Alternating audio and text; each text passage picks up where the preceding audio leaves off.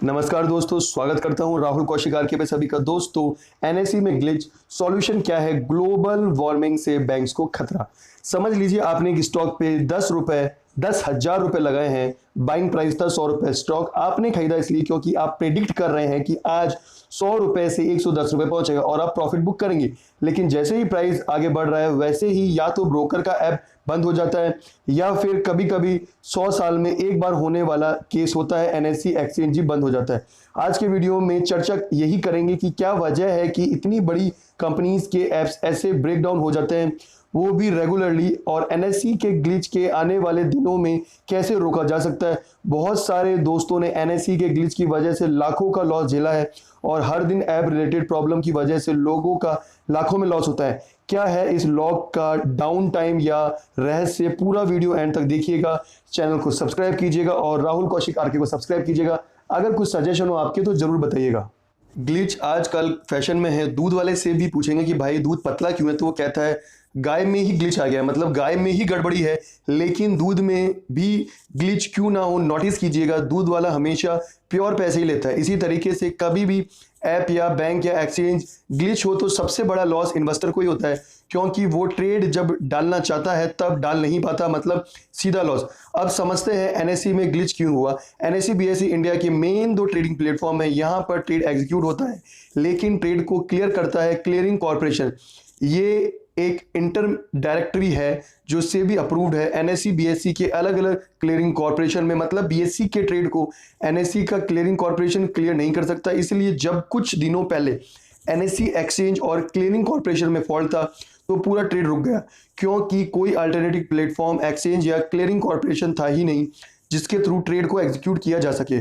और इसकी वजह से सबको लॉस हुआ, सबको, मतलब सिर्फ और सिर्फ इन्वेस्टर को। तो इसका कुछ सॉल्यूशन भी होना चाहिए। क्या है वो सॉल्यूशन? एक्सपर्ट कह रहे हैं कि इंटरप्रोपेबिलिटी बोल के एक चीज है जिसमें किसी भी का भी ट्रेड कोई भी क्लियरिंग कॉर्पोरेशन क्लियर कर सकता है। अगर ये इंप्लीमेंट हुआ तो फिर अगर बीएसई एनएसई का क्लियरिंग कॉर्पोरेशन फेल हुआ तो पूरा क्लियरिंग कॉर्पोरेशन से ट्रेड एग्जीक्यूट हो जाएगा, मतलब नो ग्लिच। इतने आसान नहीं है मेरे दोस्त, क्योंकि इस बार तो एक्सचेंज और क्लियरिंग कॉर्पोरेशन दोनों बैठ गए थे। इसी हिसाब से बीएसई और एनएसई का एक्सचेंज में भी इंटरपरेबिलिटी होनी चाहिए, क्योंकि एक फेल हुआ तो दूसरे को जगह दे सकते हैं और डील हो सकती है। सिर्फ क्लियरिंग कॉर्पोरेशन में इंटरपोलेबिलिटी क्यों? ऐसा फेलियर तो सेंचुरी में एक बार ही हुआ है। इस इंटरपोलेबिलिटी को इंप्लीमेंट करने के लिए कंप्यूटेशनल पावर और मैन पावर कितना बढ़ेगा इस सोच सकते हैं, क्योंकि इस प्रोविजन का ये रखना होगा कि कभी अगर दूसरा क्लियरिंग कॉर्पोरेशन फेल होता है तो पूरा लोड उस तरफ आएगा। और ये कब होता है ये नहीं पता, लेकिन इसके लिए प्लान करके रखना पड़ेगा, मतलब डबल रिसोर्सेज लेकर के रखना पड़ेगा, जिसका ऑपरेशनल कॉस्ट कितना होगा ये सोच लीजिए।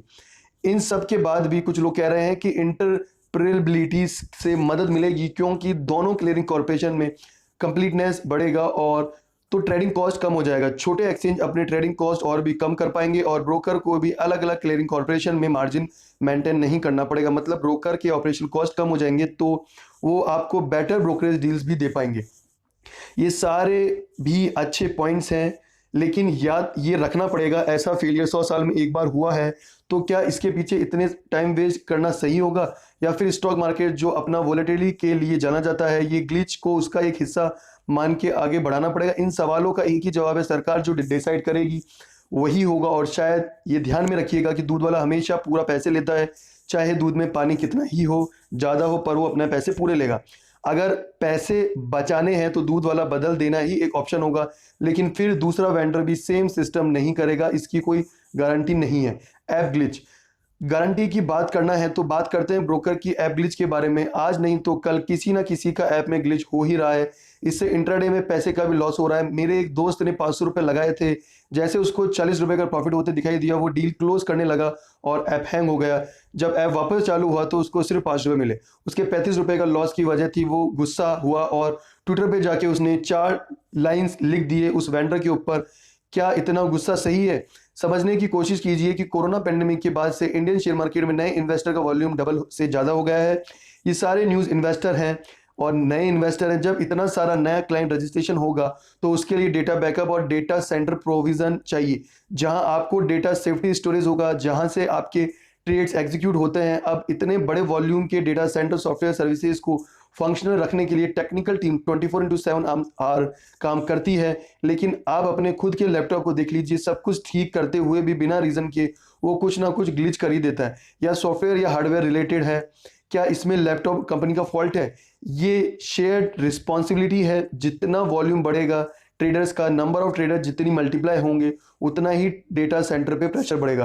ट्रबल ये नहीं है कि इंडिया के सारे मेजर ब्रोकर के सॉफ्टवेयर फॉरेन कंपनीज के थ्रू रूट किया होता है, क्योंकि आईटी हब इंडिया में कभी कभी मैन्युफैक्चरिंग हब नहीं बन पाया, इसलिए करोड़ ऑफ आईटी इंजीनियर के बनाए हुए फॉरेन कंपनीज के सॉफ्टवेयर को हमने बाहर से खरीदना पड़ता है, और बाहर का खरीदा हुआ product time to time pain देता ही है।